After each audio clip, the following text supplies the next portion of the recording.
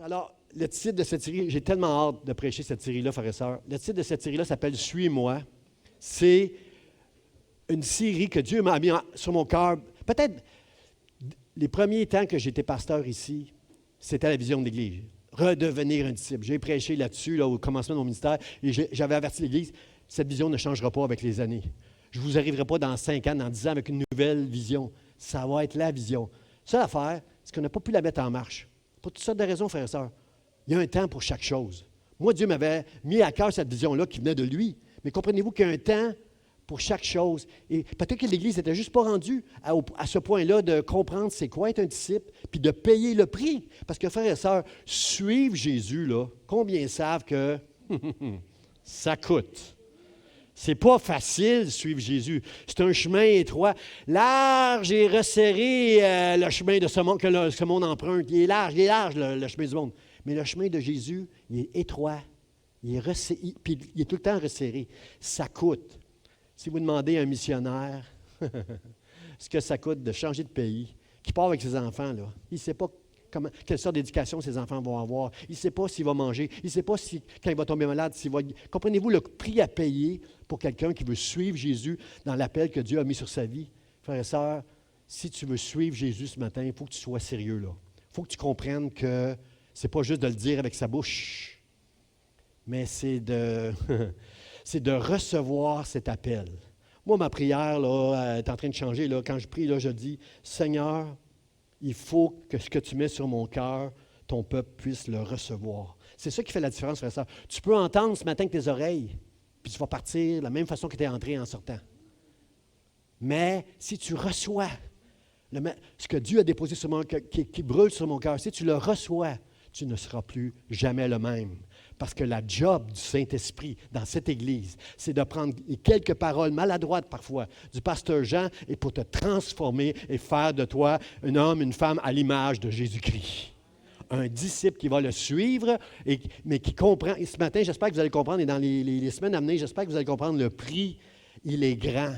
Mais on est des êtres humains, on est des pécheurs, mais on a Dieu avec nous. Voici, je suis avec vous tous les jours jusqu'à la fin des temps. Dieu est avec moi. Et j'ai une sœur ce matin qui me rappelait que, n'aie pas peur, pasteur Jean, Dieu est avec toi. Ce qu'il te demande de faire, il va t'aider à l'accomplir. Combien croient ça? Combien croient ça, frères et sœurs? Dieu va nous aider. Oui, on peut applaudir le Seigneur. Dieu va nous aider. Il va nous aider. N'aie jamais peur de dire oui à Dieu. N'aie jamais peur. C'est vrai que c'était impressionnant. Moïse ne voulait pas, hein? Gédéon ne voulait pas, hein? Saül était caché derrière ses bagages lorsque c'était le temps de le oindre pour roi. Vous savez, répondre à l'appel de Dieu, c'est très, très, très impressionnant et très, très... c'est humain de trembler. C'est très humain. Mais frères et sœurs, tu passes à côté de ta vie si tu ne dis pas oui lorsque Dieu va te parler que tu vas le recevoir. Tu ne le regretteras jamais. Tu vas regretter de ne pas le suivre. Tu ne regretteras jamais de l'avoir suivi. Parce que c'est Dieu, avec toi, en toi et au travers de toi, qui va faire une œuvre merveilleuse. Amen. J'aimerais commencer, amen, merci Mono. J'aimerais commencer avec une photo, frères et sœurs.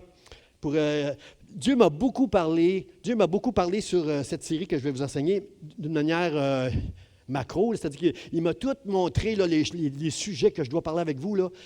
Mais chaque semaine, ça va être en micro que je vais parler. C'est-à-dire que chaque semaine, vous me connaissez, je suis un pasteur qui s'attarde sur le texte. Moi, quand j'ai un passage des Écritures, je ne veux pas aller à 50 directions. Là, je veux parler de ce texte-là et on va parler beaucoup. On va rester micro, on va rester dans le texte. Mais je veux vous enseigner beaucoup de principes, frères et sœurs. Pas juste vous les enseigner. Ma prière, c'est que vous puissiez les recevoir, frères et sœurs. Dites, je veux entendre, je veux recevoir, je veux recevoir, je veux l'entendre, je veux recevoir.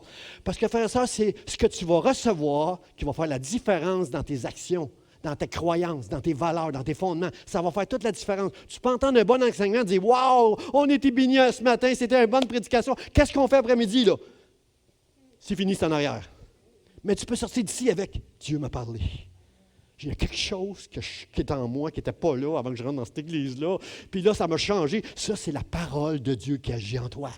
Et c'est ma prière que Dieu puisse apporter quelque chose dans ton cœur au travers de cette série-là, qu'en 2022, c'est pas juste la COVID qui va être derrière, mais que ça va être aussi mon ancienne vie où je n'étais pas un vrai disciple dans le nom de Jésus. Ça, c'est ma prière. Amen, amen. Regardez ce beau jeune homme, s'il est beau. Les cheveux longs, les pantalons, ça, on appelle ça des pantalons pattes d'éléphant. Hein? J'espère qu'il n'y a personne ce matin qui a des pantalons avec des pattes d'éléphant, parce que c'est avec un peu de moquerie que je vous montre cette photo-là. Là. Vous savez, ce beau jeune homme-là, c'est moi à l'âge de 13 ans. Ça, c'est moi. J'ai déjà été beau de même, moi. À 13 ans, ça, c'est moi. Regardez les pantalons éléphants. J'étais mince. Je pesais pas 100 livres, moi, dans ce temps-là, à 13 ans. Pas de cuisses. Pantalon serré sur la cuisse et évasé dans le bas avec des souliers patoffes. Des souliers patoffes, ça, c'est des gros talons, comme les femmes, là. Puis une espèce, c'était bombé le devant du soulier. J'espère que personne n'a des souliers patoffes ici encore. Mais ça se peut, là. Tu sais, 40 ans, 50 ans plus tard, là, ça se peut que les modes reviennent ça revient à la mode un jour, là, peut-être que ça va revenir. Mais moi, je regarde ça avec un peu de moquerie, là. Je ne voudrais pas m'habiller comme ça aujourd'hui. Je ne voudrais pas avoir des souliers patoffes puis des pantalons éléphants comme ça, là. Puis peut-être que j'aimerais avoir des cheveux longs de même. J'aimerais ça avoir des cheveux, juste avoir des cheveux, là. Mais peut-être j'aimerais ça. Mais ça, là, pourquoi je t'habille comme ça? Là, ça, c'était... J'ai dit la semaine passée que j'étudiais, moi, l'art dramatique. J'étais dans une école pour apprendre la comédie et être acteur. J'ai joué dans quelques séries à la télévision. Puis ça, cette journée-là, c'était une journée, à cette école-là, on faisait aussi des parades de mode. Il y a des gens qui nous envoyaient des vêtements. Nous, on les paradait, photos, et les autres, il y en a qui achetaient ça. Puis c'est ça. Puis ce qui était le fun, c'est que tous ces beaux vêtements-là qu'on paradait, ils nous les donnaient, les compagnies, à nous autres après. Alors, j'étais super bien habillé à l'âge de 13 ans. Moi, j'avais des vêtements gratos comme ça. Et mon point, c'est que ça, c'est drôle, je trouve. C'est super drôle, les pantalons éléphants, des souliers patoffes, la pose. Comprenez-vous, frère, ce que je veux que vous compreniez au travers de cette photo-là, c'est que on est influencé, qu'on le veuille ou non, qu'on soit chrétien ou non chrétien. On est influencé par la culture dans laquelle on baigne. On fait partie de ce... C'était pas drôle. C'était wow quand j'étais habillé comme ça. Hey, à un moment donné, j'ai arrêté de m'habiller comme ça pour aller à l'école parce que je me faisais moquer de moi, là. Hey, espèce de petit prétentieux. Hein? C'est quoi t'habiller comme ça, là? C'est pas que j'en avais les moyens, c'est juste que ça m'était fourni, ces affaires-là. Alors, puis en plus, je parlais bien dans ce temps-là parce que je suivais des cours de théâtre, j'apprenais à bien parler, dire les bons mots. Moi, je ne mangeais pas des toasts le matin, je mangeais des rôtis. Alors, j'avais un langage différent des autres. Là. Je l'ai perdu, ce langage-là. Là, aujourd'hui, je parle le québécois. Là.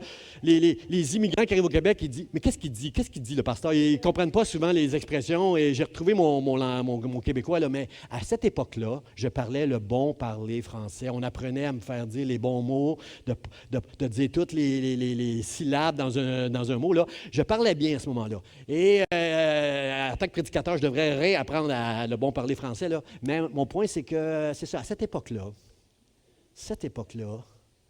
c'était ça. C'était ça. C'était la mode. C'était l'influence. J'étais cool, j'étais j'étais avec mes patoffes, mes pantalons d'éléphant. Là, je regarde ça, je regardais cette photo-là aujourd'hui, je me disais, wow, c'est drôle. Que c'est drôle. Frères et sœurs, on est des chrétiens, nous autres. Ne me dites pas que vous n'êtes pas influencés par ce qui prend place autour de vous. Les valeurs de ce monde. On va enlever cette photo-là parce que je veux être sérieux. Là. Les valeurs de ce monde, les principes de ce monde, le message de ce monde est totalement contraire aux principes du royaume de Dieu. Nous vivons dans un monde irréel, un monde qui n'est pas vrai. C'est un monde qui est sous l'influence de celui qui s'appelle le prince des ténèbres. Ce monde appartient à Satan. C'est Dieu qui gouverne. C'est lui qui permet tout ce qui prend place. Mais c'est le diable qui nous amène dans des directions qui sont contraires aux principes du royaume de Dieu. Quand on est des chrétiens, on entre dans un processus où, au travers de la Bible, de la parole de Dieu, Dieu nous enseigne et nous amène à réfléchir, à prendre des décisions qui vont honorer Dieu, qui vont nous aider à prendre soin de notre famille. On consacre nos enfants devant Dieu. On s'engage devant Dieu à prendre soin de ces enfants-là. Frères et sœurs, lorsqu'on devient des chrétiens, on épouse les valeurs du royaume de Dieu. Mais on est des pécheurs. on est dans un processus, on n'arrivera jamais au bout du processus en disant, moi, je suis parfait. Merci Seigneur que je ne suis pas comme le reste des pécheurs de ce monde. On va toujours rester des pécheurs. C'est la grâce de Dieu, son amour, qui fait de nous, qui nous aime, qu'on est ses enfants. Mais ce matin, je ne mettrai pas sur le PowerPoint toutes les fautes et les péchés que vous faites et que je fais. Dieu est trop grand pour que je tombe là-dedans. Dieu nous aime, il nous a choisis et il va nous changer et il nous changera et il se glorifiera au travers de nous. Jésus disait souvent, je suis venu pour faire la volonté de mon Père, je ne suis pas venu faire ma propre volonté. Ô Père, glorifie-toi en moi, afin que toi, tu sois glorifié. Est-ce que c'est votre prière, frères et sœurs, de dire ce matin, glorifie-toi en moi, en l'Église Vie d'Espoir, afin que Dieu soit glorifié dans le nom de Jésus? Alors, frères et sœurs, il faut comprendre ça. Il faut comprendre qu'on baigne dans une culture où on a toutes sortes d'influences, frères et sœurs. Et j'aimerais vous dire que nous n'avons pas un christianisme qui honore la parole, qui honore Dieu depuis longtemps. Surtout en Occident, frères et sœurs. Si vous allez dans certains pays, là, comme les Indes, par exemple, là, ou en Afghanistan en ce moment, où les gens payent un grand prix parce qu'ils sont vraiment sur un régime de terreur en ce moment-là. Il y a certains pays où ils payent le prix pour dire qu'ils sont des chrétiens. Nous, là, c'est tellement facile en Occident. On est tellement déviés de c'est quoi un chrétien. Un chrétien, ce n'est pas un croyant, frères et sœurs. Je veux le dire à ceux qui sont sur Facebook, là, un chrétien, ce n'est pas un croyant. Les démons croient. Un chrétien, ça doit être un disciple. Quelqu'un qui a cru, qui a reçu et qui marche avec Dieu maintenant, peu importe le prix à payer. Le prix à payer est très haut.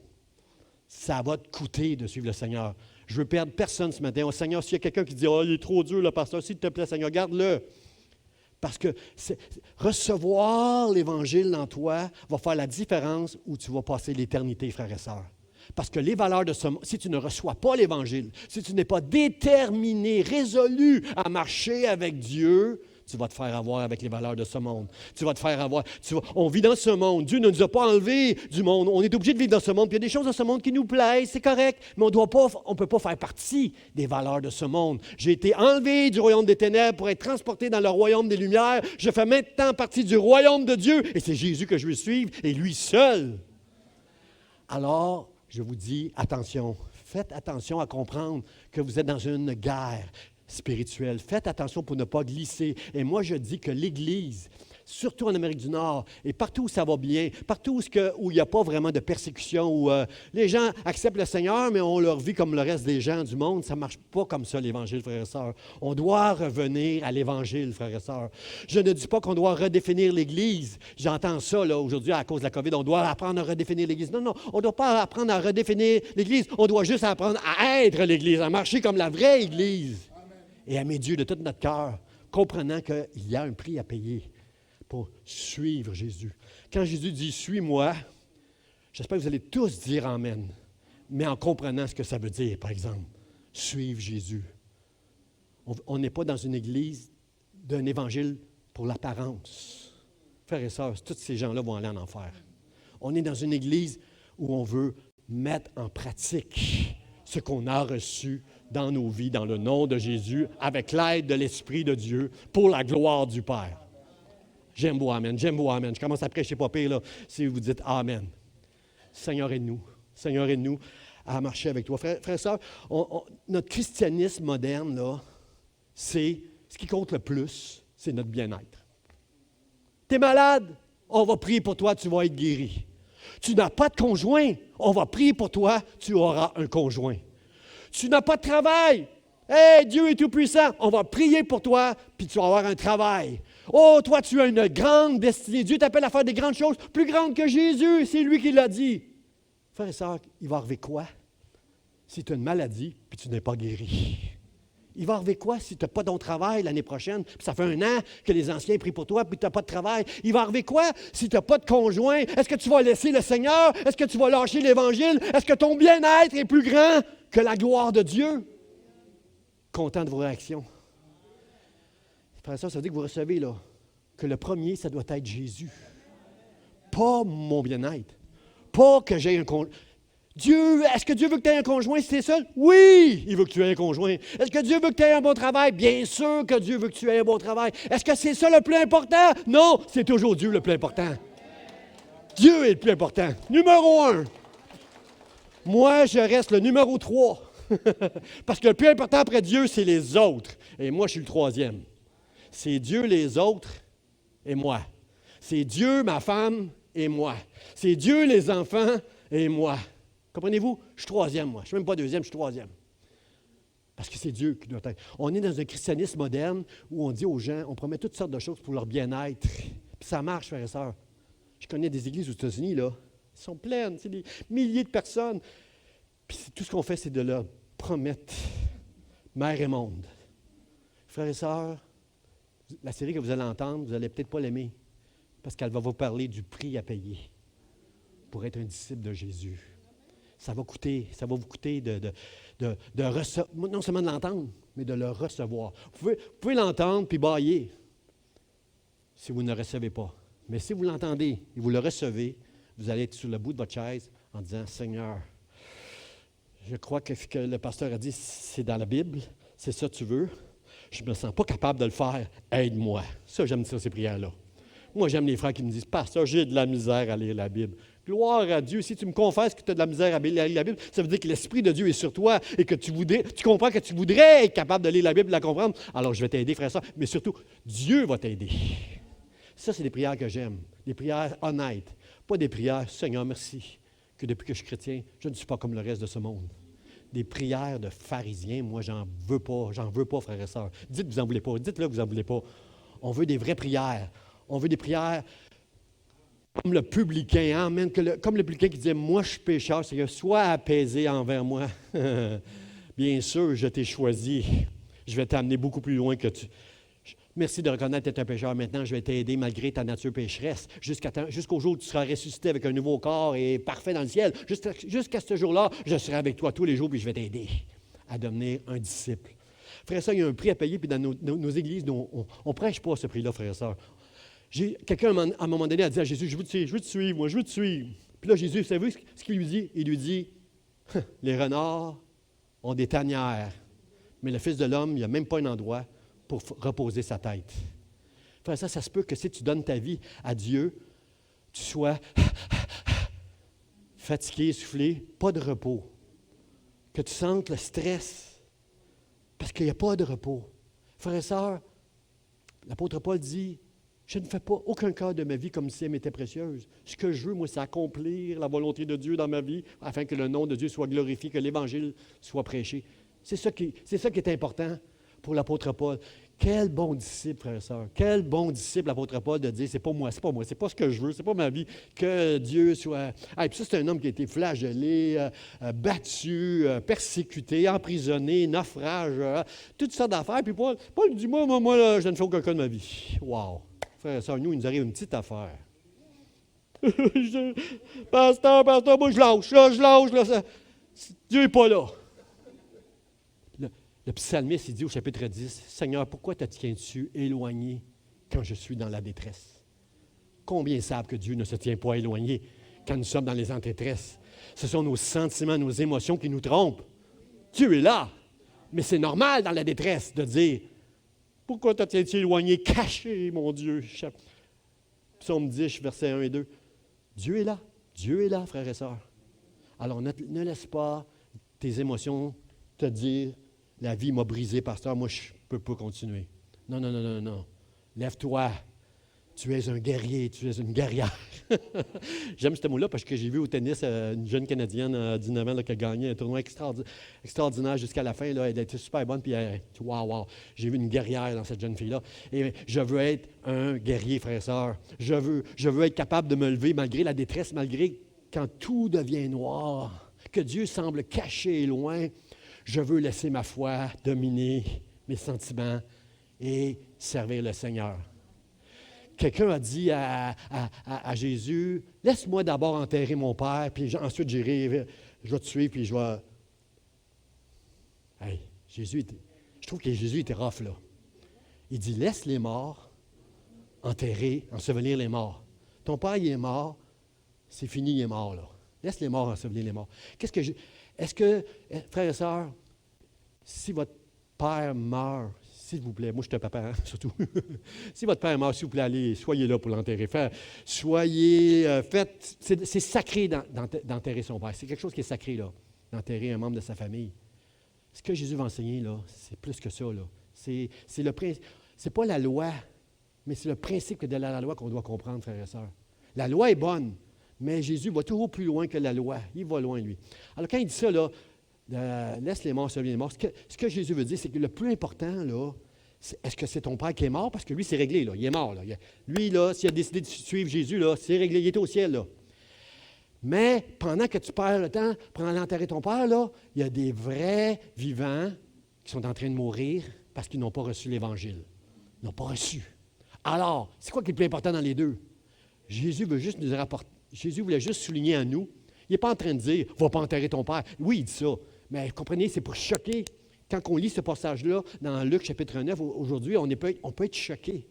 Mais ce qu'on doit comprendre, c'est ce qu'il y a derrière ça. C'est pas « Va pas enterrer ton père », c'est va prêcher aux morts. Les vivants qui sont morts, là, qui n'ont pas l'Évangile, va leur prêcher à eux. Il y a un autre qui dit « Laisse-moi saluer mes parents. » On est toujours dans Luc chapitre 9. « Laisse-moi aller saluer mon père, ma mère, ma maison avant d'y aller. » Puis là, Jésus donne une drôle de réponse. C'est normal d'aller dire à sa famille « Ciao, bye, je vais suivre Jésus, je m'en vais missionnaire, on s'en va à l'autre bout de la Galilée. » là. C'est normal, c'est correct, c'est bien. Mais ce que Jésus veut qu'on comprenne, c'est que, non, c'est pas... Si tes parents passent avant l'Évangile, tu dois comprendre que Dieu doit passer premier dans ta vie. Puis que quand tu deviens un disciple, tu achètes un billet aller simple seulement. Est-ce que vous comprenez ce que je veux dire? Ici, on l'a compris. Je ne suis pas sûr là, que quand tu deviens un disciple, c'est un billet simple. Aller. Pas de retour. Celui qui met la main à la charrue ne peut pas retourner en arrière. On connaît tous l'histoire de Lot, la femme de Lot. Sodome et Gomorrhe qui ont été jugés par Dieu. Puis un ange qui vient dire à Lot, sauve-toi avec ta femme, tes filles, allez-vous-en, parce que Dieu va juger Sodome et Gomorrhe. Puis s'il vous plaît, allez-vous-en dans les montagnes, mais ne regardez pas en arrière quand vous allez entendre des bruits, tout ça, quand le jugement de Dieu va tomber.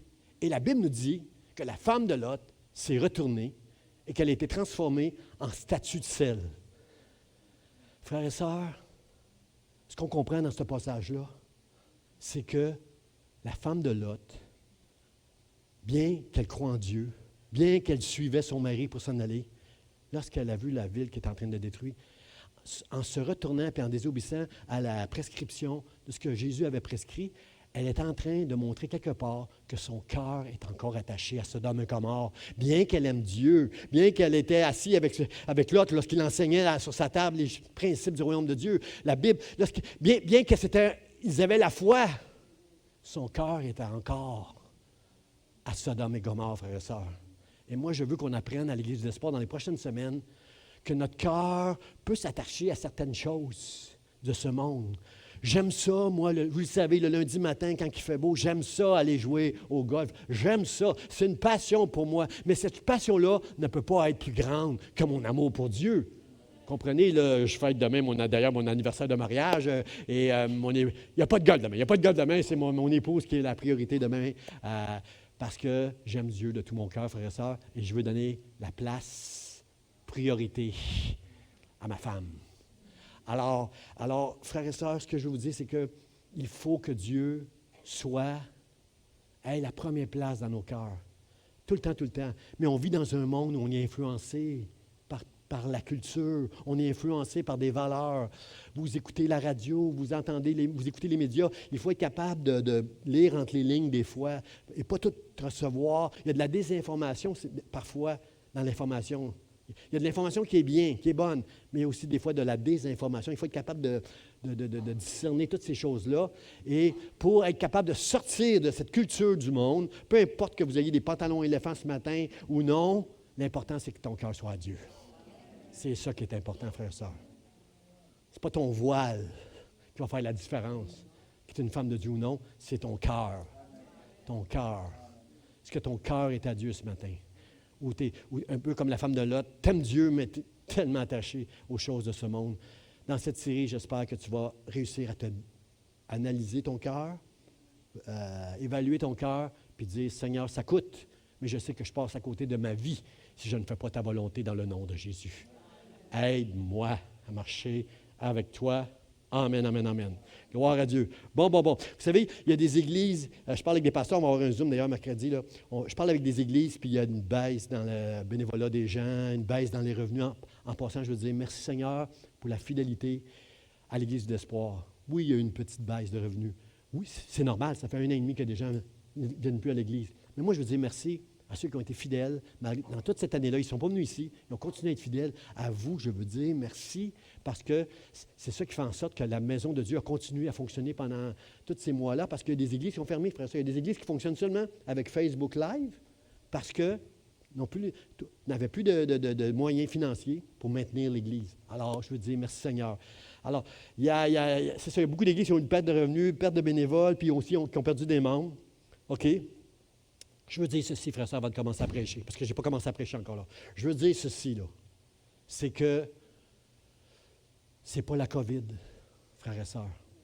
Tout ce que je viens de dire, là, perte des gens qui ne donnent plus, qui ne soutiennent plus leur Église, des gens qui ont arrêté de marcher avec Dieu, qui se sont écrasés devant la détresse, des gens qui ne s'impliquent plus dans leur Église. Ce n'est pas la COVID. Ce n'est pas de la faute à M. Legault, à nos gouvernements. Peu importe où vous êtes dans le monde, ce n'est pas la faute de vos gouvernements. Ce n'est pas la faute, comprenez-vous, frères et sœurs, de toutes ces choses-là là, ne font que révéler le cœur. Si ton cœur n'est pas complètement à Dieu, c'est juste normal que tu abandonnes devant la détresse. Parce qu'il te semble que Dieu n'est plus là, il est caché. C'est ton cœur qui est révélé. Combien sont avec moi pour dire, peu importe, malgré tout ce qui va prendre place, Seigneur, je vais rester attaché à toi. Je vais marcher avec toi. Je vais rester fidèle à toi. Et toi, tu vas m'aider dans ma résolution. La gloire n'ira jamais à moi, Dieu. Ma seule gloire, c'est de prendre cette résolution. Mais la gloire va aller à toi qui va m'aider dans ma résolution, dans le nom de Jésus. Sinon, c'est de l'orgueil spirituel. S'il y a des gens qui sont plus forts que d'autres, c'est de l'orgueil spirituel. Moi, je crois que dans l'Église du Seigneur Jésus-Christ, il y a des moments où les plus forts vont aider les plus faibles, mais il va arriver un temps où ce sont ceux qui étaient faibles qui vont aider les plus forts, qui vont être devenus faibles. Parce que la vie va nous rentrer dedans, frères et sœurs. De vouloir servir le Seigneur, ça va coûter, frères et sœurs. Mais nous allons tenir coûte que coûte jusqu'au bout pour la gloire de Dieu et son nom dans toute l'Est de Montréal, au nom de Jésus. C'est ce qu'on va faire. Amen? Amen. OK, on prêche. Mon premier point, je vais faire ça vite. Mon premier point ce matin, oui, le texte. Le texte, c'est « Voyant la foule, Jésus monta sur la montagne. Après qu'il se fut assis, ses disciples s'approchèrent de lui. Puis, ayant ouvert la bouche, il les enseigna. » Wow, quelle richesse dans ce texte-là. Dites Amen, dites Amen. Ça, c'est Jésus. Ça, c'est Jésus dans ce texte-là. Voyant la foule. Il y a une foule qui vient à Jésus parce que Jésus, il a une réputation, là, c'est le prophète de Dieu, Jésus. C'est qui le Jésus? Il y en a peut-être qui pensent que c'est un ange, c'est un prophète, c'est un guérisseur. Comprenez, là? C'est Jésus, là, il arrive, là. Il y a une foule qui est là pour voir Jésus, pour l'entendre enseigner. Et il y a ses disciples qui sont avec lui. Frères et sœurs, comprenez-vous la différence entre la foule et les disciples ici, là? Ses disciples, après qu'il se fut assis pour enseigner la foule, Jésus voit la foule. Alors, qu'est-ce qu'il fait? Il monte sur une montagne. Tout le monde est assis, il s'assit, puis là, il enseigne les gens. Et ses disciples s'approchent de lui. Il a trouvé le truc, là, lui, pour enseigner les gens. Il ne peut pas rester en bas. Les derniers, trop loin, n'auraient jamais entendu. Il n'y a pas de micro, là. Alors, moi, merci Seigneur pour la technologie. J'ai un micro ce matin. Merci Seigneur pour la Facebook Live. Mais Jésus n'a pas ça, lui. Alors, il monte sur... Il veut que le monde entende. Il monte la montagne, les gens sont assis, ils l'entendent. Il n'y a pas un bruit, il n'y a pas ça. Personne n'a jamais prêché comme lui avec autant d'autorité. Il a l'affaire, Jésus. Il a l'affaire. Alors, Jésus, il prêche, il enseigne sur cette montagne. Mais ce que j'aime de ce texte-là, frère et sœurs, que je vais vous prêcher pendant des semaines à venir, ses disciples, vous et moi, nous avons ce privilège et même ce devoir de nous approcher de Dieu, de Jésus. J'ai eu juste des Hey, je pensais que je n'étais pas pire, là. Frère et sœurs, c'est un privilège et un devoir, nous, ses disciples, qu'on a de s'approcher de Dieu.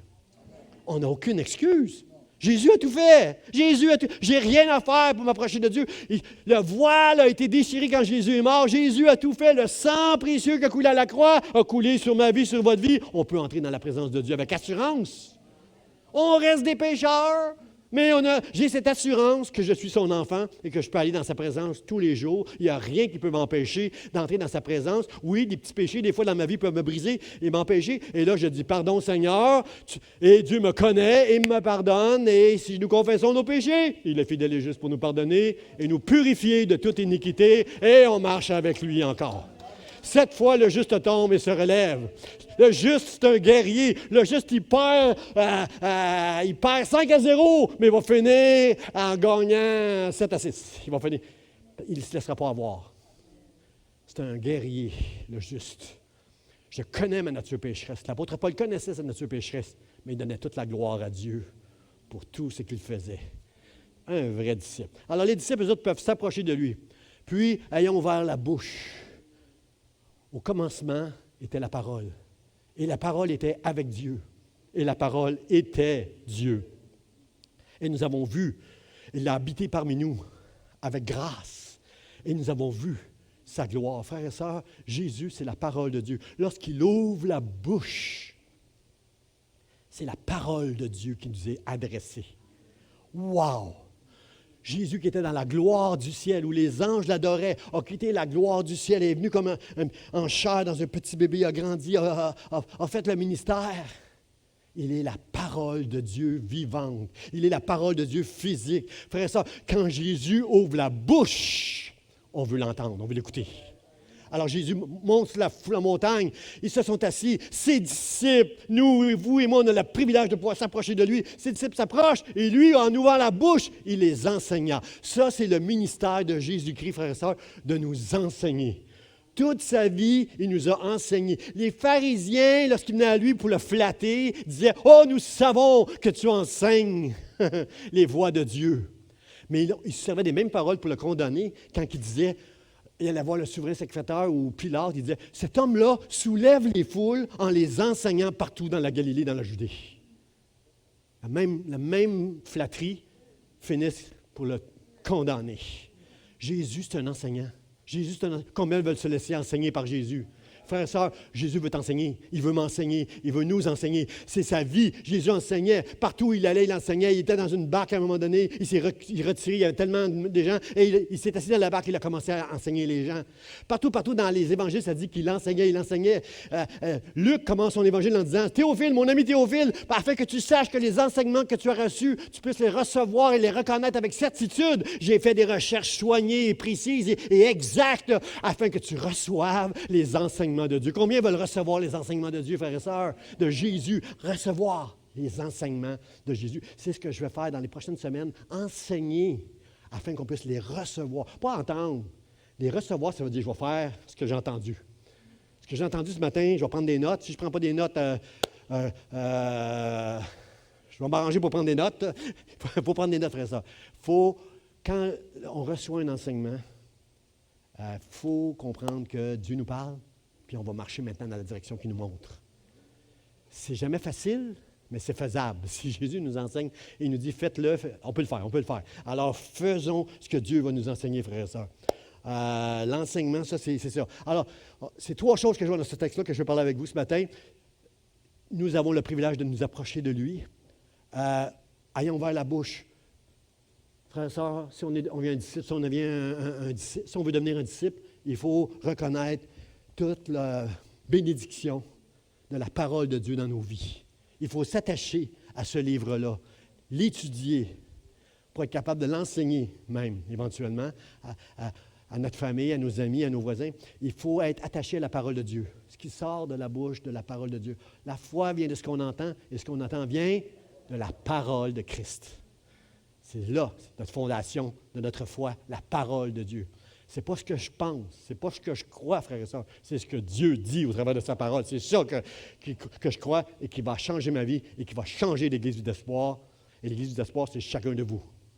Hein? Chacun de vous, dans le nom de Jésus. Alors, c'est ça. Mon premier point, frères et sœurs, c'est le disciple, le disciple s'approche de Dieu. C'est ça mon point, ça va apparaître. Le disciple, c'est quelqu'un, c'est un croyant qui décide de s'approcher de Dieu. Après qu'il se fut assis, ses disciples s'approchèrent de lui. Frères et sœurs, la foule qui le suivait, on sait que ce n'étaient pas tous des disciples. Plusieurs l'ont suivi, voulaient voir des miracles, voulaient entendre cet homme-là, ce prophète, cette personne extraordinaire. Les pharisiens enseignaient la loi, puis ils étaient plates, mais Jésus, lui, était vivant. Jésus était bon. Les gens suivaient Jésus. C'était un personnage, Jésus. Ce n'est pas tout le monde qui a reçu l'Évangile, puis qui s'est mis à suivre Jésus. Ce n'est pas tout le monde. Mais Jésus, ce qui est important pour Jésus, c'est que la Bible dit que Dieu veut que tous soient sauvés, mais ce n'est pas tout le monde qui va être sauvé. Il y a beaucoup d'appelés, mais peu d'élus. Lorsque Jésus enseigne à la foule, il est en train d'appeler les gens à recevoir l'Évangile et à marcher maintenant avec lui. Mais ce n'est pas tout le monde qui va le suivre. Alors, c'est ça qu'on doit comprendre, frères et sœurs. Après qu'il se fut assis, ses disciples s'approchèrent de lui. La foule, c'est pas. Quelques-uns dans la foule sont éventuellement devenus des disciples. Mais le bonheur pour moi, ce que je veux qu'on comprenne dans ce passage-là ici, après qu'il se fut assis, ses disciples s'approchaient de lui, c'est que vous et moi, on a le privilège tous les jours de s'approcher de Dieu. Est-ce que tout le monde, tous les chrétiens font ça tous les jours? Non. Dites-moi pas oui. Non, c'est pas vrai que tout le monde fait ça. Et il y a toutes sortes de raisons pour qu'on ne le fait pas. Mais on ne le fait pas. Et moi, je vous dis, on doit le faire. Dieu a mis sur mon cœur de vous dire, à l'Église d'Espoir, chacun de nous ici ce matin, peu importe ta vie où tu en es, Dieu veut que tu t'approches de lui tous les jours pour entendre, pour que tu puisses l'entendre, qu'il puisse te corriger, te changer. Des fois, te briser. Je savais que j'allais. Merci, Mono. C'est la seule réaction que j'ai eue. Je vais le dire encore. Il veut nous parler, il veut nous enseigner, il veut nous corriger, il veut nous encourager, il veut nous consoler. Et des fois, il veut nous briser.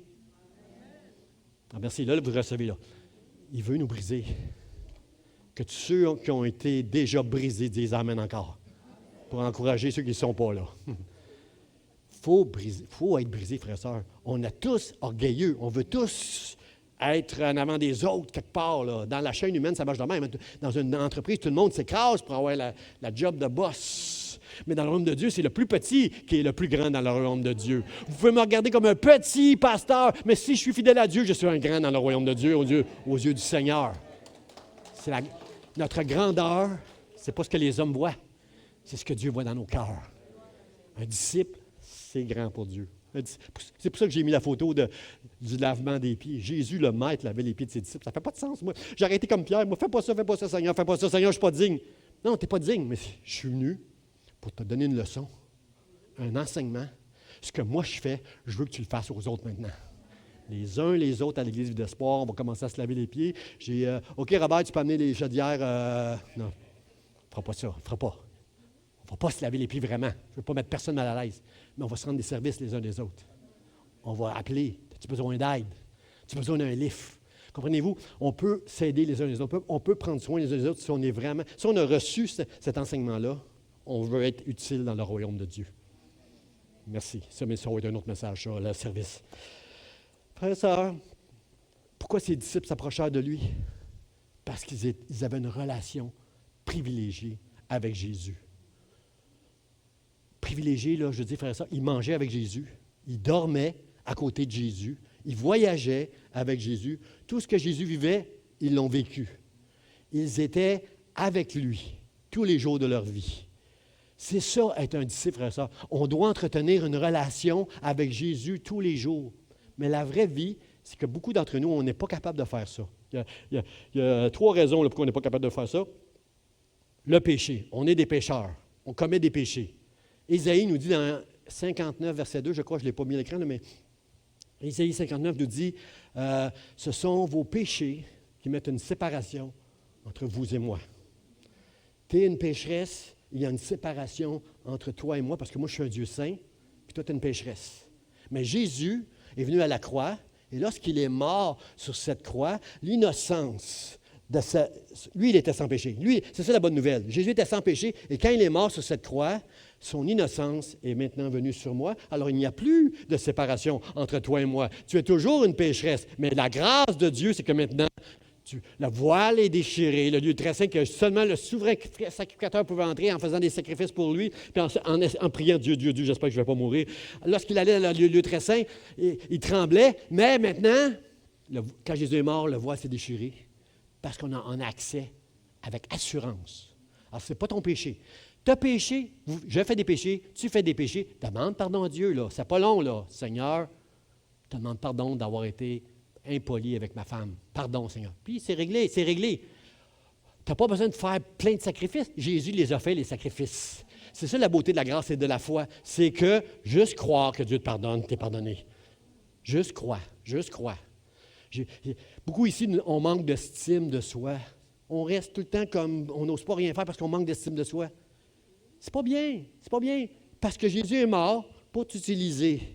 Ne crois pas que tu es grand, crois que Dieu est grand en toi. C'est ça, là. Crois à Jésus qui a enlevé tes péchés, il a enlevé tes fautes. Et ça peut être aussi ce qui t'éprouve, ça peut être tes sentiments, comme j'ai dit tantôt. Là, pourquoi tu es caché quand je suis dans la détresse, Seigneur? Dieu n'est pas caché dans la détresse. Alors, ne t'empêche pas de venir. D'ailleurs, ça n'empêche pas le psalmiste de venir dans la présence de Dieu. C'est à Dieu sur la montagne qui est en train de dire, pourquoi tu tiens caché? Il est dans la prière le matin, le psalmiste, pourquoi tu n'es pas là, Seigneur, je souffre, ça ne marche pas mes affaires, j'y arrive pas, il m'arrive ci, il m'arrive ça, pourquoi tu n'es pas là? Puis le psaume fait entendre Dieu, il dirait, je suis là. Mais toi, tu es en train de devenir forte, tu es en train de devenir fort avec la foi que je t'ai donnée. Et un jour, ça va te servir, ça, de comprendre que même quand tout va mal, de persévérer avec moi, ça va te faire du bien un jour, ça va faire de toi un guerrier, une guerrière. Et celui qui sera sauvé, c'est celui qui aura persévéré jusqu'à la fin. Et celui qui persévère jusqu'à la fin, c'est celui qui passe au travers des épreuves. Je ne suis pas guéri, je n'ai pas de conjoint, je n'ai pas de travail, mais je vais rester fidèle, je vais marcher avec toi jusqu'au bout, Seigneur. Je vais persévérer jusqu'à la fin. Et un jour, je vais entendre, bon et fidèle serviteur, entre dans la joie de ton maître.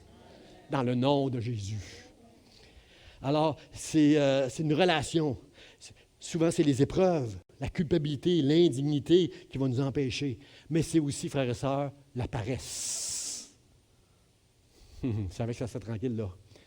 Ça peut être la paresse. En Occident, surtout. On est tellement bénis. On est tellement gâtés. Hein? Puis on ne prêche pas dans nos églises de s'impliquer, puis de se donner, puis de payer le prix pour suivre. On ne prêche pas ces affaires-là. Alors, la paresse peut nous empêcher, frères et sœurs, de s'approcher de Dieu. Ce que je peux vous dire ce matin, que Dieu veut que tu t'approches de lui, parce que tu es précieux pour lui. Regarde quelqu'un avec tes yeux, dis-lui, on ne peut pas parler, mais dis-lui, tu es précieux, tu es précieux, tu es précieuse pour Dieu, tu es précieux. Tu es précieuse pour Dieu. Vous êtes précieuse pour Dieu. Regardez ce que Jacques, je l'aime tellement, Jacques, parce que lui, c'est le pratico-pratique, Jacques. Paul nous enseigne la grâce. Puis là, il y a des mauvais chrétiens qui disent, moi, j'ai la grâce de Dieu, je n'ai pas besoin de rien faire. Moi, j'ai la grâce. Puis il mange sa gomme. Jacques lui dit, Jacques, je l'aime lui parce qu'il est pratique. Il dit, montre-moi ta foi, puis moi, je vais te montrer mes œuvres. Parce que si tu dis que tu as la foi, tu dois aussi avoir les actions dans ta vie, les œuvres, la sanctification. Je dois voir quelque chose dans ta vie qui a changé, qui ressemble à quelque chose d'un disciple là, dans ta vie. Alors, Jacques, il ne parle pas, il ne dit pas le contraire de Paul. Jacques, il travaille avec Paul.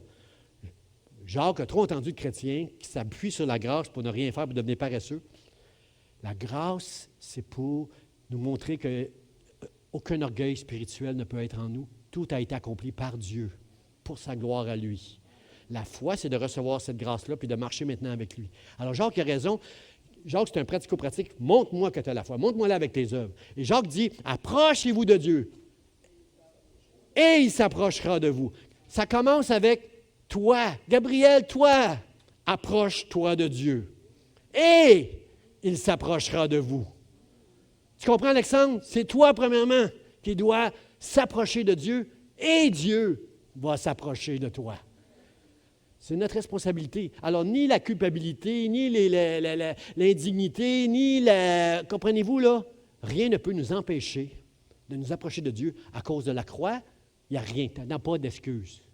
Oublie les excuses. Chacun de nous, on doit s'approcher de Dieu et il s'approchera de nous. Et l'autre passage est intéressant aussi. Jacques le pratico-pratique nous dit, nettoyez vos mains, pécheurs, purifiez vos cœurs, hommes, femmes, jeune homme, jeune femme, irrésolu.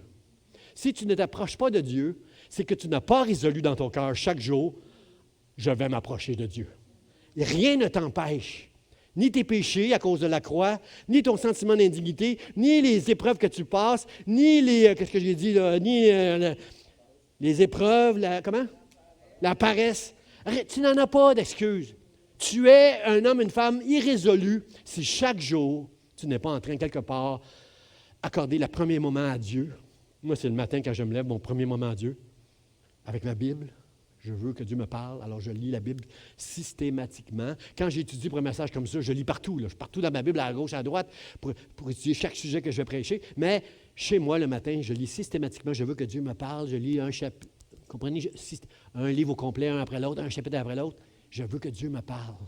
Je veux recevoir quelque chose. Et je vous le dis, frère et sœurs, chaque jour que j'ouvre la Bible, Dieu m'enseigne quelque chose. Dieu m'enseigne. Vous pouvez m'éprouver chaque jour en me disant, c'est quoi que tu as enseigné ce matin? Je vais vous dire, je vais le trouver. Parce que Dieu me parle tous les jours. Et Dieu veut te parler tous les jours. Approchez-vous de lui. Et est-ce que Dieu est menteur? Est-ce qu'il ne va pas s'approcher de vous? Si, il va s'approcher de vous. Alors, approchez-vous de lui et il s'approchera de vous.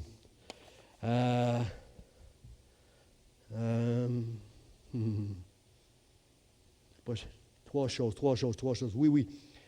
J'avais marqué ici les fils d'Aaron. Les fils d'Aaron, dans l'Ancien Testament, Aaron et ses fils ont été consacrés à Dieu. On leur demandait de s'approcher de Dieu. Et là, on les sanctifiait. On faisait des sacrifices pour eux. On les oignait, on mettait l'onction, qui est une image du Saint-Esprit dans nos vies. Et pour le service. Comprenez-vous? Il fallait faire plein de rituels pour que les fils d'Aaron puissent maintenant servir le Seigneur. Frères et sœurs, ce rituel-là, Jésus l'a fait à la croix pour chacun de nous. Il nous dit de nous approcher, il nous a sanctifiés, il nous a oints pour le service de Dieu. Tout le monde ici, on est digne de servir le Seigneur là où Dieu nous appelle. Puis si tu ne le sais pas, fais tout ce que ta main trouve à faire. Fais-le. Fais n'importe quoi, mais fais quelque chose pour le royaume de Dieu et tu vois, ça, personne ne peut t'enlever dans le ciel. Ma gloire au ciel, moi, c'est que tout ce que j'aurais fait pour Dieu, là, ça, personne ne peut me l'enlever. Là. Je vais avoir fait des gaffes. Il y a des choses que c'est seulement... Lorsque quelqu'un va venir à l'Évangile, la cause que j'ai prêchée, c'est pas moi, c'est Dieu, le Saint-Esprit qui a sauvé au travers de moi. Ça, je ne pourrais pas me vanter au ciel. « Hey, une telle là, est venue au Seigneur à cause de moi. » Là. Non, ça, c'est Dieu qui fait ces choses-là. Mais moi, ma gloire, c'est de répondre à l'appel de Dieu et de faire ce que Dieu me demande dans ma vie. Jésus a dit, je ne suis pas venu faire ma volonté, je suis venu faire la volonté de celui qui m'a envoyé. Tout ce que je dis, je l'ai entendu de lui dans la prière. Il était tellement bon, Jésus, dans la prière. Il était tellement proche de Dieu que ses disciples disaient, enseigne-nous à prier, parce que toi, tu es bon. Toi, tu pries, Seigneur, enseigne-moi. Frères et sœurs, tu n'as pas besoin de prier longtemps. Tu n'as pas besoin d'avoir des belles paroles. J'entends des gens qui me disent, une telle a pris le pasteur. Hey, moi, si je pouvais prier comme ça. C'est elle. Toi, c'est toi. Dis tes mots. Dieu bénit sa prière à elle. Toi, dis-le avec tes mots simples. Dis-le, parle, approche-toi de Dieu et il s'approchera de toi. Et c'est ça le privilège que nous avons. Je veux que vous le receviez. Je ne veux pas que vous l'entendiez, là. Je ne veux pas que vous entendiez un enseignement puis que passiez à autre chose, que vous avez ce privilège et ce devoir, aucune excuse de ne pas vous approcher de Dieu. Qui ici veut s'approcher de Dieu? Approchez-vous de lui et il s'approchera de vous. Purifiez vos cœurs. Ne permettez rien dans vos cœurs de vous empêcher de vous approcher de Dieu. Soyez résolus à le faire. Mon deuxième point, rapide. 5 minutes, j'ai fini. Le disciple, c'est quelqu'un qui honore la parole. Ayant ouvert la bouche, Jésus les enseigna. Jésus, c'est la parole de Dieu, frères et sœurs. Parole de Dieu incarnée. Tout ce qui sortait de sa bouche, c'était la parole de Dieu, frères et sœurs. Dans Jean, chapitre 8, verset 31, regardez, j'essaie d'enseigner ça depuis le commencement, là. Si vous demeurez dans ma parole, vous êtes vraiment mes disciples. Tu n'es pas un disciple si tu ne demeures pas dans la parole de Dieu. Ce n'est pas ce que tu penses et ce que tu crois qui est important. Vous êtes d'accord avec moi? Ce qui est important, c'est ce que Dieu pense. C'est ce que Dieu dit. Et la Bible, ce n'est pas un livre, c'est la parole de Dieu. Ce que Dieu dit et pense, c'est ça qui est important, frères et sœurs. Pas ce que toi tu penses, pas ce que les hommes pensent, pas ce que les politiciens pensent, pas ce que les rois pensent, pas ce que les intellectuels, les philosophes, les sociologues. Ce qui est important, c'est ce que Dieu pense, frères et sœurs. Et le principe du royaume de Dieu, c'est que si tu demeures dans sa parole, tu es vraiment un disciple. Si tu es un sarment, c'est-à-dire une branche là, dans un arbre, là, enlève-la, laisse-la tomber par terre, elle va sécher. Tant qu'elle est à côté avec l'arbre, la sève de l'arbre vient dans la branche et elle va produire du fruit.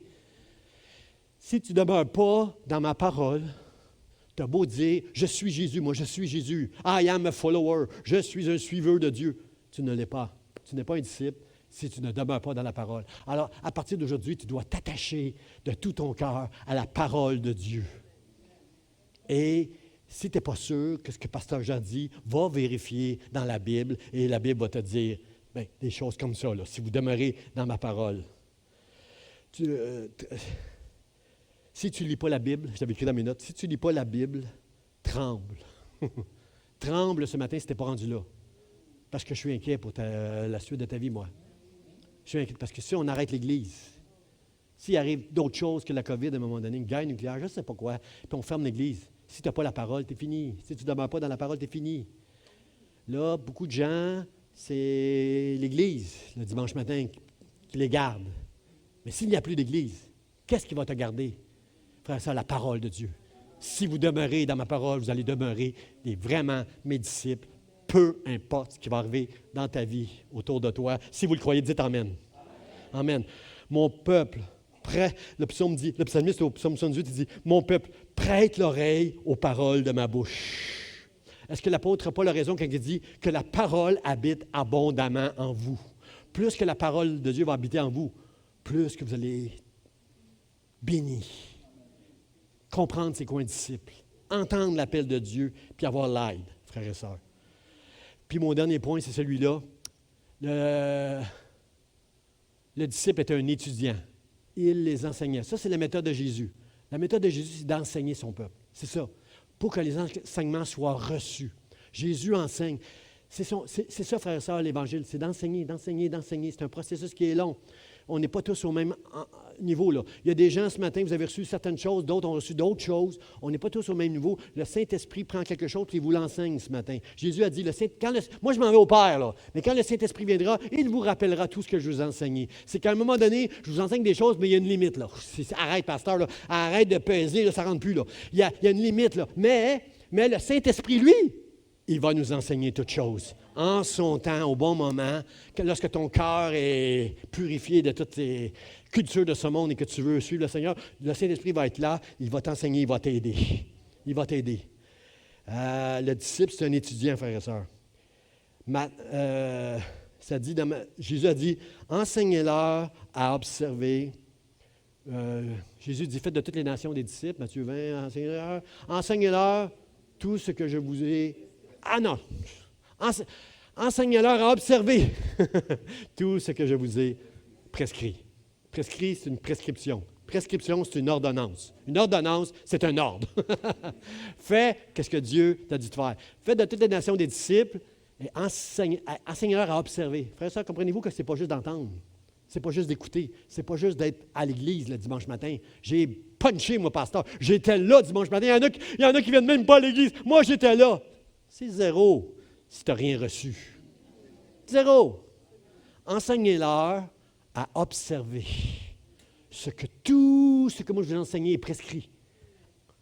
Alors, dans les prochaines semaines, frères et sœurs, je vais vous enseigner des ordonnances. Ce matin, ce que je vous enseigne, c'est que tu dois t'approcher. Tu n'as pas d'excuse pour ne pas t'approcher de Dieu tous les jours. La parole de Dieu, quand Jésus ouvre la bouche, c'est la parole de Dieu qui est prêchée, frères et sœurs. Tu dois t'attacher aux paroles de la bouche du Seigneur. Et tu dois recevoir les enseignements. Les prochains dimanches et les mercredis, nous allons enseigner. On commence l'école du disciple, frères et sœurs. Dimanche, mercredi soir, faites-moi mentir. Allez plus loin que Pasteur Charlie, et plus loin que moi encore. Soyez nombreux je veux être un disciple. Moi, je veux venir à l'école du disciple. Je veux observer ce que Jésus va m'enseigner au travers de la parole. Pasteur Jean ne va jamais vous enseigner ce que lui pense qui est bien. Il va vous enseigner ce que la parole de Dieu dit. J'ai resté ce matin dans le texte toute la réunion, puis si vous me suivez, je reste toujours dans le texte. À chaque fois que je prêche un texte, je ne m'en vais pas ailleurs que dans le texte, frères et sœurs. Et le texte nous dit, et les enseignants. Regardez ici ce que le texte va nous dire. Ça nous dit, en terminant, il est écrit dans les prophètes, ils seront tous enseignés de Dieu, ainsi quiconque a entendu le Père et a reçu. Dites reçu. Je recommence. Quand on va arriver au mot reçu, je vais vous entendre tous dire reçu, reçu. Parce que c'est ça le point, là, dans ce passage. C'est ça le mot-clé du passage, là. Il est écrit dans les prophètes. Ils seront tous enseignés de Dieu. Ainsi, quiconque a entendu le Père et a reçu son enseignement, vient à moi. Tu ne peux pas venir à Dieu si tu ne reçois pas l'enseignement.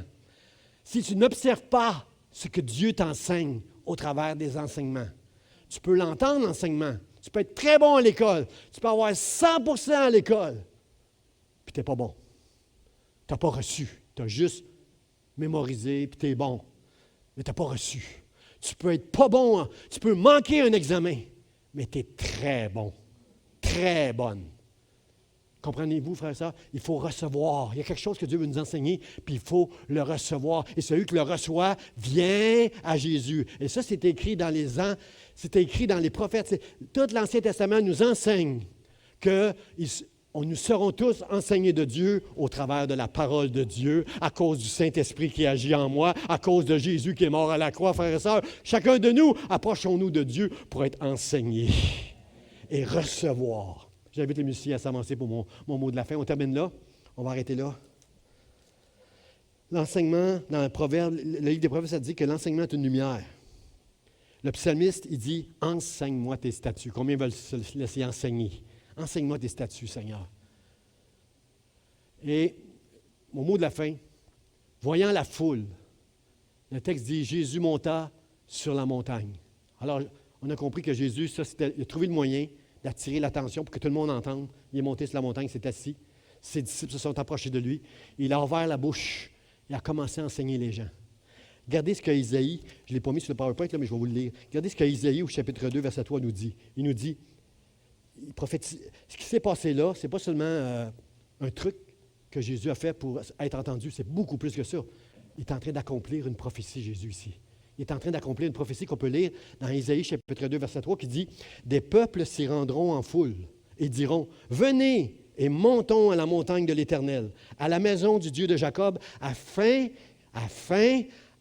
qu'il nous enseigne ses voies et que nous marchions dans ses sentiers. » Combien veulent venir à l'Église comme si on allait monter sur la montagne de Dieu pour recevoir ses enseignements et marcher dans ses sentiers? Okay, je vais le dire encore, là, parce que j'espère avoir des amens à 100%. Là.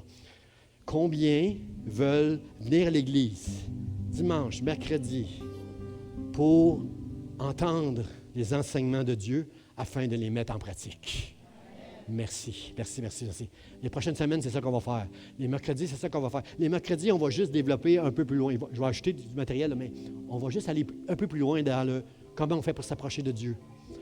La parole de Dieu, l'importance de la parole de Dieu et les enseignements. Combien c'est important, les enseignements. Alors, c'est ça qu'on va faire ensemble le mercredi. On va y changer ensemble. Un peu la formule du pasteur Charlie aussi, là. Interaction, tout le monde. Ce ne serait pas magistral. Je n'arrive pas qu'un enseignement assis sur un pupitre. Vous m'écoutez, c'est tout le monde, on va interagir. Parce que moi, ce que je veux faire le mercredi, c'est pas seulement enseigner, pas seulement former des disciples, mais c'est former des disciples qui, eux, vont devenir des formateurs de disciples. Quand la COVID va être terminée en 2022 dans les maisons, on va avoir des maisons qui vont s'appeler des écoles de disciples, où des gens vont aller là pour devenir des disciples, et où des gens aussi, des voisins qui vont être invités là, vont devenir des prochains disciples, là, des croyants qui vont devenir des disciples. Alors, frères et sœurs, c'est ça ce matin que je veux qu'on comprenne. Je veux qu'on comprenne que si nous, on vient à la maison de Dieu, c'est pas pour entendre la parole de Dieu, c'est pas pour puncher, j'étais là ce matin, mais c'est pour recevoir. Combien veulent recevoir, frères et sœurs? Moi, je prie pour un réveil dans l'Est de Montréal. Qu'est-ce que ça veut dire, pasteur? Qu'est-ce que ça veut dire, un réveil? Je prie pour que la présence de Dieu et la puissance de Dieu se manifestent de manière si grande qu'on va être transformé, changé, que tout ce qu'on va faire, c'est de vouloir glorifier Dieu, servir Dieu et impacter le monde dans l'Est de Montréal. Et là où vous demeurez, autour de vous, votre famille, vos voisins, vos amis, vos bien-aimés soient impactés à cause de votre foi.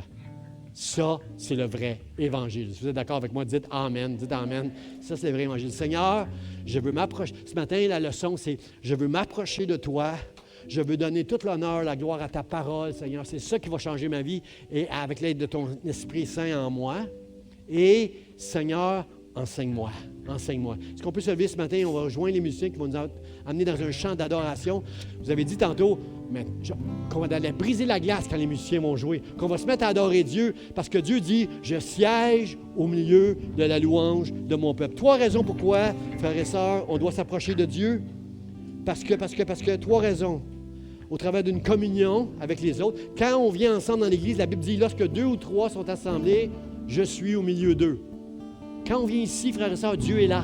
Alors, ça, la communion fraternelle le dimanche, le mercredi, nous permet d'entrer dans la présence de Dieu. La prière, frères et sœurs, Jésus enseignait à ses disciples comment prier parce qu'il était proche du Père. La prière, c'est quelque chose qui est important, mais aussi l'adoration, parce que comme le frère l'a si bien dit ce matin, Dieu siège au milieu de la louange de son peuple. Alors, si on se met à adorer, frères et sœurs, moi, j'ai plus besoin de prêcher. Si on peut briser le mur ce matin, avec nos musiciens, d'entrer dans la présence de Dieu puis l'adorer. Oubliez les autres. Oubliez il n'y en a pas de séparation entre moi et Dieu. Il n'y en a pas. Jésus est mort à la croix pour qu'il n'y en ait pas. Bien sûr que je me sens indigne quelque part, je ne laisserai pas l'indignité m'empêcher de m'approcher de Dieu. Je ne laisserai pas la culpabilité m'empêcher de Dieu. Je ne laisserai pas la gêne ou le péché. Jésus a tout accompli. Combien sont avec moi ce matin pour entrer avec les musiciens dans la présence de Dieu et de l'adorer? Dites Amen. Et nous allons percer le mur. Et nous allons adorer Dieu. Et je n'ai pas besoin de prêcher. Nous allons recevoir dans nos cœurs les enseignements de Dieu dans le nom de Jésus. À lui toute la gloire, frères et sœurs. Est-ce qu'on peut applaudir le Seigneur ce matin, juste avant de l'adorer? Seigneur, on t'applaudit. Je veux me rapprocher de toi, Jésus. Je veux goûter à ta présence.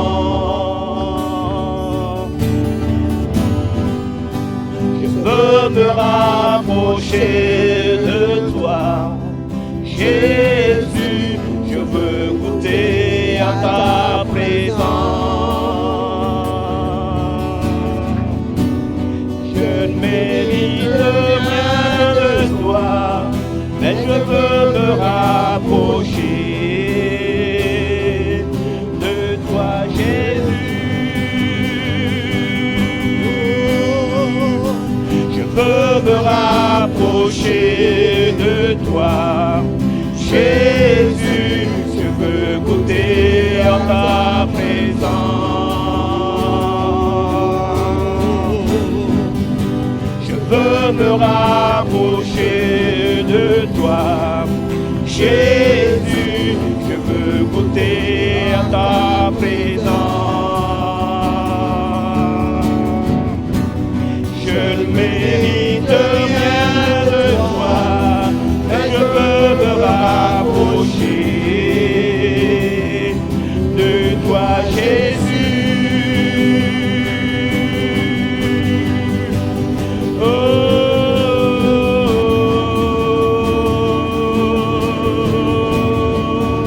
je veux me rapprocher.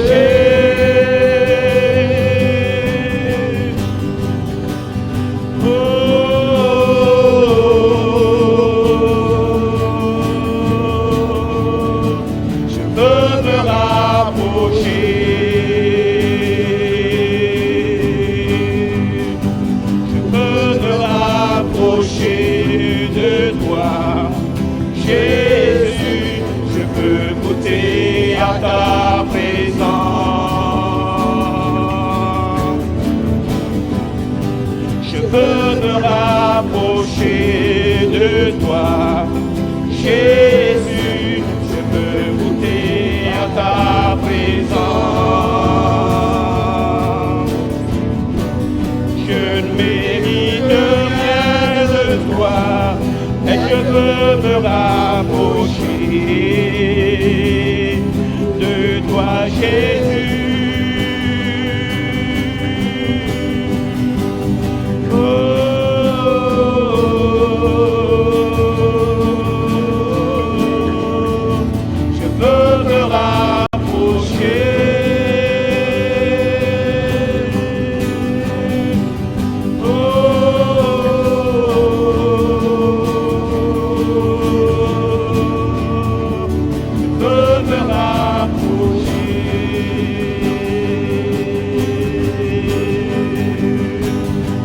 Alléluia. Adorons-le, élevons nos voix.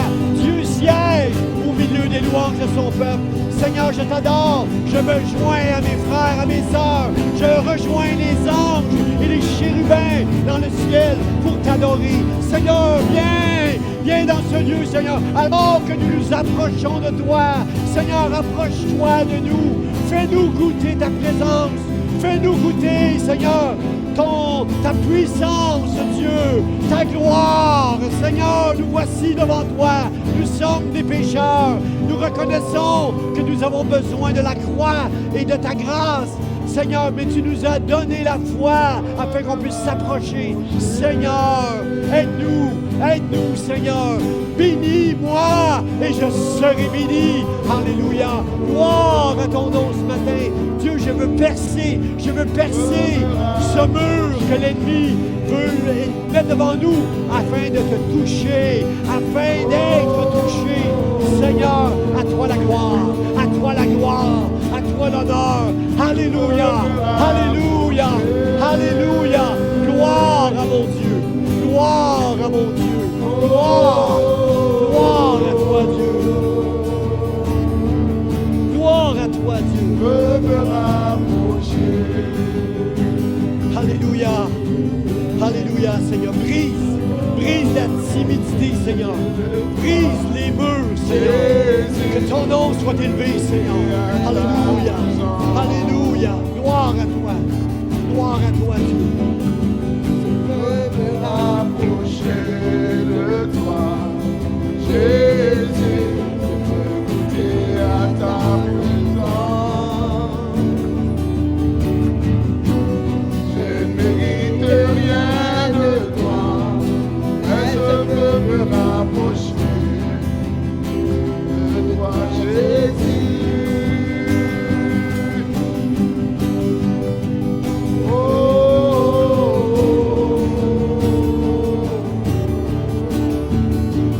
Je veux me rapprocher.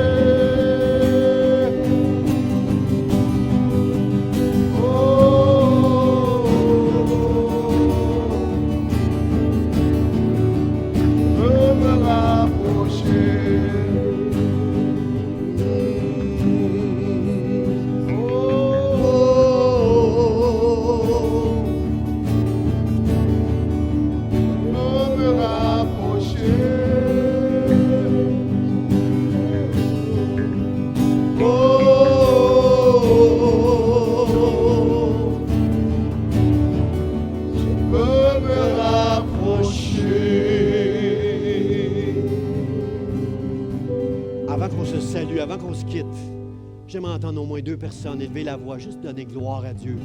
Lui promettre qu'en tant qu'Église, on va s'approcher de lui, qu'on va devenir des disciples, qu'on veut me faire sa volonté, qui doit être le premier de nos vies. Je veux entendre au moins 2 personnes élever la voix ce matin, briser ce mur et permettre à la présence, à la gloire de Dieu de descendre au milieu de nous. Est-ce que je peux entendre une voix ou 2 s'élever ce matin vers Dieu, un cri vers Dieu, des gémissements vers Dieu, l'intercession qui vient du cœur vers le trône, vers la montagne de Dieu. Alléluia.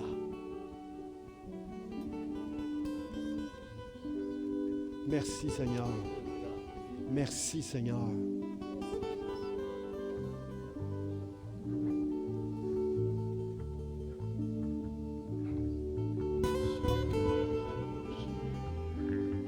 Alléluia. Il y a quelqu'un qui tremble en ce moment ici, qui veut parler. Parle. Le Seigneur veut parler au travers de toi. Ne retiens pas.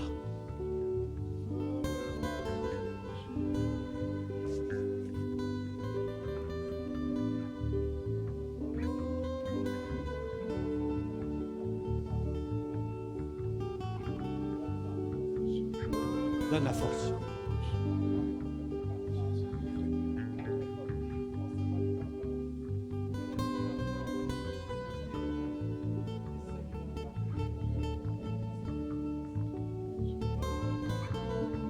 Merci pour ta faveur, Dieu.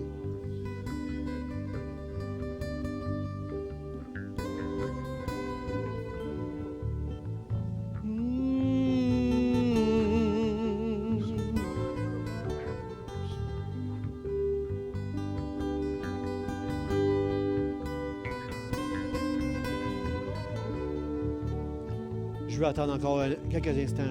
Je veux entendre encore une fois.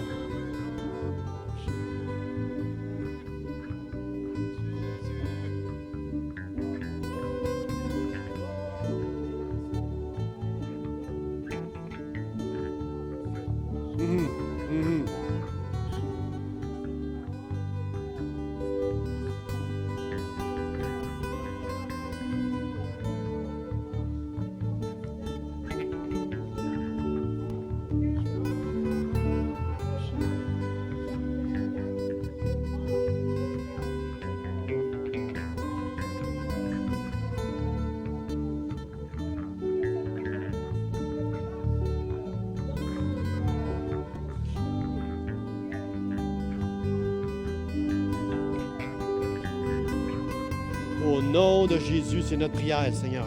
Amen et amen. Frères et sœurs, c'est vous ce qui encourage un musicien, un conducteur de louange? C'est vous ce qui encourage un conducteur de louange? C'est lorsque les gens commencent à louer et à adorer le Seigneur lorsqu'il joue. C'est vous ce qui encourage un pasteur quand il prêche? C'est quand les gens reçoivent la parole qui a été prêchée. Parce que là, le prédicateur commence à penser qu'il est peut-être bon. C'est pas lui qui est bon, mais c'est la preuve que le Saint-Esprit agit lorsqu'on reçoit quelque chose. Combien ont reçu quelque chose ce matin? Dites Amen, applaudissez le Seigneur. Si Dieu vous a parlé et veut vous encourager, applaudissez-le. Bon dimanche, soyez bénis, soyez bons les uns envers les autres. Exhortez-vous les uns les autres. Aimez-vous les uns les autres dans le nom de Jésus. Amen.